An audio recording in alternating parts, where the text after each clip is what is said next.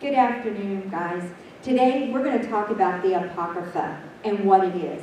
I'm going to warn you now, I'm going to say the word Apocrypha so many different ways. Let's just call it a Sherri translation, and y'all try to keep up with it.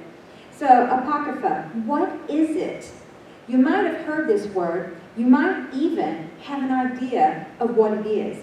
But today, I want to help you to understand it a little better. The word Apocrypha simply means hidden, but it is a term used in relationship to certain manuscripts that didn't make it into the canon. I said the word canon, and I want to make sure you understand what I am talking about. It's not this. It's not that, okay? Canon, or canonical, is a standard, a measuring device to test to see if a book is inspired by God. It belongs in the Bible. Non-canonical is an uninspired book. It does not belong in the Bible. Canon is determined by God, not by man. So determining canon is examining it to see if it is one of God's inspired books. Now let's look at the Apocrypha timeline. These books are believed to have been written between the time of Malachi and Jesus. This is important because they were written after the Old Testament was complete, in a time we like to call the silent 400 years. So where do we find the Apocrypha? Most common place that we find it is in the Catholic Bible. The Catholic Church accepts the apocryphal books. Their Old Testament contains 46 books rather than the 39 we have.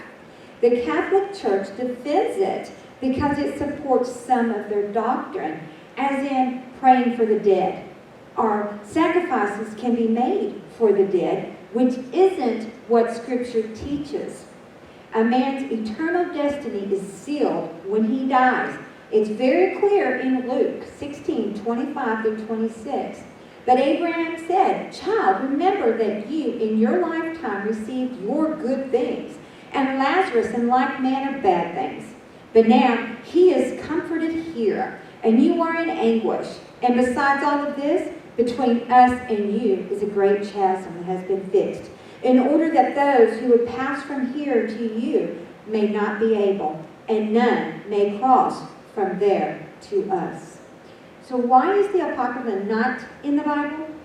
There are 39 books in the Old Testament, 27 books in the New Testament, making a total of 66 books.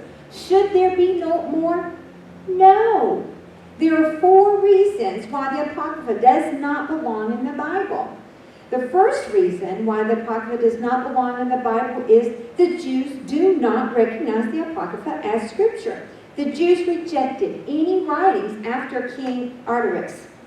There's another word. I hope you picked it up. Which is the time of Malachi. By the way, the Jews group the books in the Old Testament. They group them different. They have 22 books.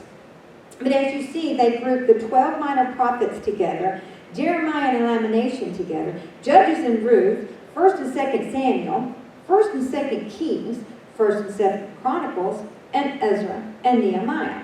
Although grouped different, we have the same Old Testament. The second reason why the Apocrypha doesn't belong in the Bible is Jesus does not recognize it as being Scripture. Luke 24:44 says, "Then he said to them, 'These are my words that I spoke to you while I was still with you, and everything written about me in the law of Moses and the prophets and the Psalms must be fulfilled.'" Jesus said this is the complete canon. The third reason why the Apocrypha does not belong in the Bible is the New Testament nowhere validates it.